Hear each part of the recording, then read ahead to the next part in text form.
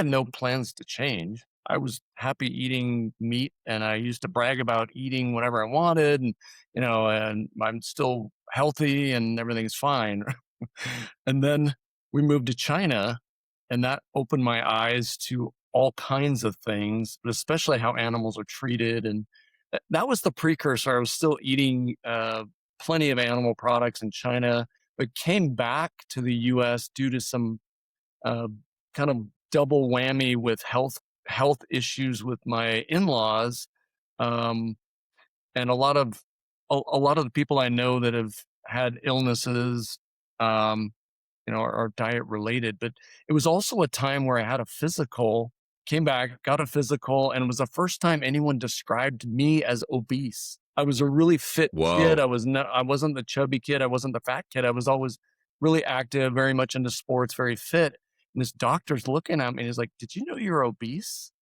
I'm like, "Who are you talking to? What?"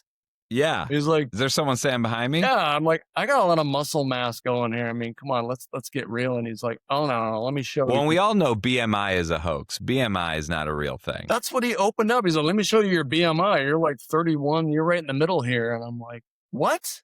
I'm looking at him, and Yeah. this doctor had this great big belly, and I'm thinking, if I'm there, where are you, man?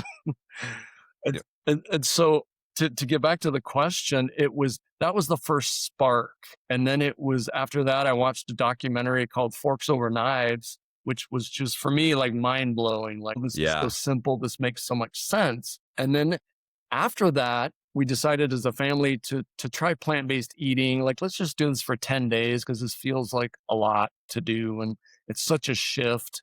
And it's very much, a lot of it is mindset as well. But then I started having these other experiences that were really profound. I felt it's all in the book. I have the crazy ham story. I had some wild dreams that are just really, I couldn't even make this stuff up.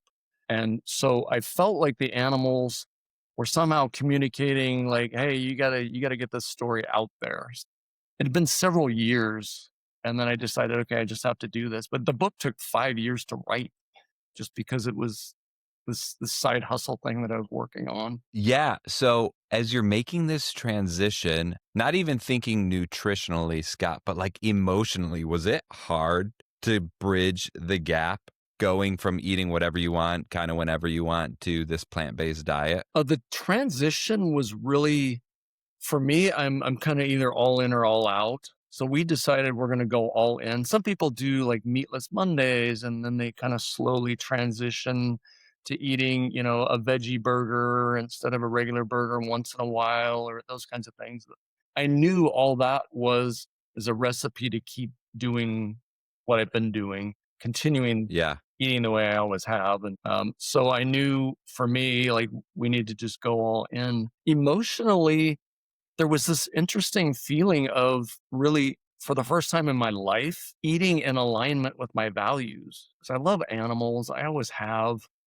And I never really wanted to know the story behind how the neatly packaged chicken or beef or ground beef or whatever in the grocery stores got there. I knew it was a horror story behind the scenes. I didn't want anything to do with it. I didn't even want to think about it. So once I knew that I wasn't contributing to some of, animal agriculture and all the horror stories behind it, there was this feeling of, I felt lighter. I felt like my energy had increased and my body had a new kind of buzzing sensation. That's where I started. My body just wanted to move when I started right away. So I started this couch to 5K and kind of became a runner, which I still make fun of myself because I've always hated running.